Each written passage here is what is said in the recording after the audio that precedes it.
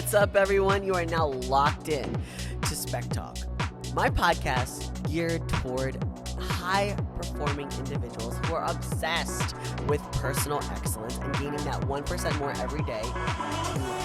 Okay, I'm committed to bringing you the best, badass, real talk on what optimizes health and performance for entrepreneurs, executives, and athletes from all pillars of my high-performance training system. And the uncomfortable topic today is accountability. Now, before you decide, I don't want to hear about this, and you click off, just hold on.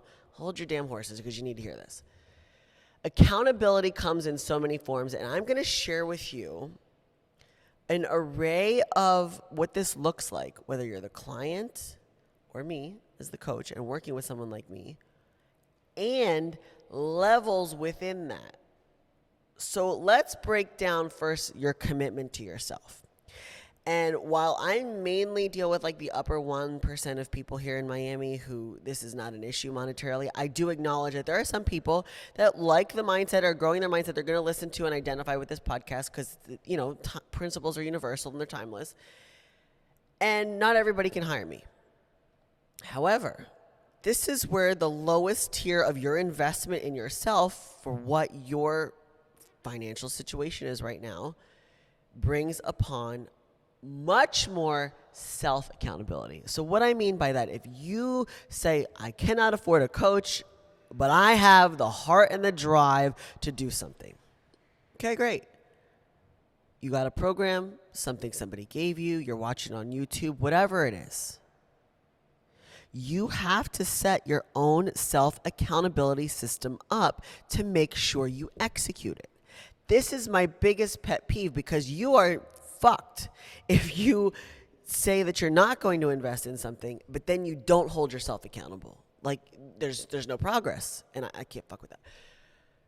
But you also have people who may be in the 1% that only are accountable when I'm there. That pisses me off to no end too. So this is not a battle of money. This is a battle of what accountability looks like and what you're willing to commit to. So let's say there's self-accountability, there's gym buddy accountability, and then there's you show up to someone you pay top dollar for level of accountability. No matter where you are on an economic scale, you always have to be good at self-accountability. You just have to be even better at self-accountability when you don't have those other resources. When you look at your gym buddy accountability, I've been in all three areas, right? That's why I could speak to this. But just recently, I'll admit it, I've fallen out of habits for myself as well. And just recently, I started getting up at 4:30 a.m. because I knew that there were people at the gym waiting for me that were going to be bright-eyed and bushy-tailed and motivated. And I, as the coach and professional athlete, am not going to be the slacky over here. I'm not going to be the one to hit the snooze. I'm not going to be the one to be dogging it in workouts. I'm not going to show up unprepared. Like, I'm like, okay, you got to go and you got to figure out the standard and then every day inch to exceed that. Because I'm not going to go in there guns blazing on the first day. I'm like barely alive at that point. But 3 weeks in, your self-accountability that's turned into gym buddy accountability, now you know that you look like shit if you don't show up. When you take that next level of accountability to pay a trainer, and you're working with a trainer, you're working with a nutrition coach, or whatever the case may be, or someone like me who does it all for you, now this is where that investment debate comes in, right? It's like, oh, am I getting my money's worth? That's not the goal. The goal is to know that you are investing in an upper level approach. So there's self-accountability most days, and you've got a high-priced buddy that you're paying to be accountable to because you expect upper level knowledge that your gym buddies don't know and that you yourself doesn't know. But at the end of the day, what gets you out of bed? Accountability is such a huge topic because most people who fail at this and have been making excuses for years don't want to be held accountable. The upper 1% that I keep talking about in all of these episodes, they all want accountability. I've hired a coach every single year since I started with my bodybuilding journey. And I've always hired coaches that I did not feel worthy to have because it kept me on my toes. So in the bodybuilding world, the Olympia is like your Super Bowl or your World Series, right? I hired coaches that have coached more Olympians than I can fathom because I aspired, whether I want to step on that stage or not, I aspired to work with someone of that caliber because I would appreciate it more. I wasn't trying to get a deal on the slappy at the gym that just like doesn't know what the hell he's doing and is doing bro science, because how much would I respect that? But I've always hired coaches that I thought were out of reach. And then when they were able to meet me where I was, that's where I learned the true value of accountability and being a great coach, because they treated their Olympians the same way they treated their newbie. We were just in different levels of the spectrum in terms of what chapter I was on versus what chapter they were on. So I encourage you to get out of your comfort zone and do that wildly crazy thing of find that gym buddy that you think would say no to you. And if they do say no, fuck them. But find that gym buddy that you know is someone that you thought previously was out of reach, and they're usually more than happy to help. Find that coach that you almost feel embarrassed to contact because you don't think you're there yet, and see what they're made of. And you'll know right away who you should have in your circle and who you will respect to have as your accountability partners, whether you're paying them. And then lastly, on the bottom end of the scale, find that system that you think you're not ready for, research it. Find out what you need if you're doing the self-accountability thing to get ready for that, and commit 150% to that.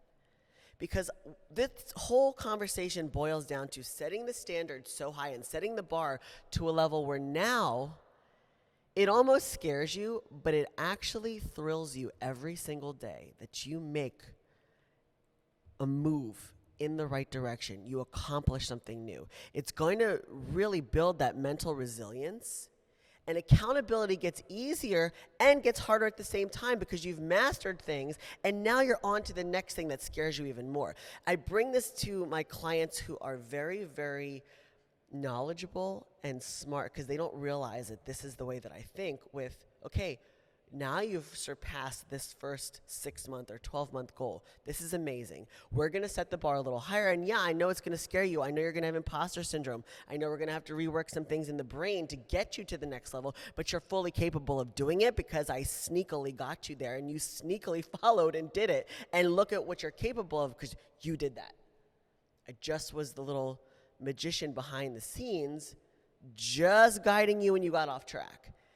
No matter what level of accountability you are, from self-accountability to gym buddy to coach, this is the magic of the process that I hope that you have an opportunity to experience when you get out of your own way, you get rid of fear, you realize what's capable for you, and then you realize, like I did, I didn't set out to become a pro bodybuilder. I didn't set out to live in Miami. I didn't set out to have my own business. I was following a system of what I thought was traditional.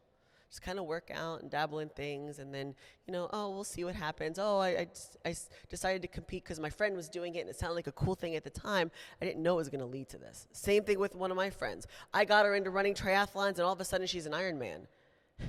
And so no one knows where the journey is going to take them until they fall in love with the process. Allow this accountability journey to help you fall in love with the process and take you to places that you've never thought you could go. And that's basically my story and how I've experienced it and how I'm seeing some of my clients' experiences, which is the most organic, natural way to go through a journey without expectation, judgment, or just falling short when difficulties come at you. You know that you're fully capable and powerful enough to get through it. So connect with me on Instagram at Christina Speckos, same name on Facebook. And if you want to email me, Christina@ChristinaSpeckos.com. Let me know if this was helpful. And if you have any further questions or you want to hear something in more depth in future podcasts, hit me up there and we'll get you what you need.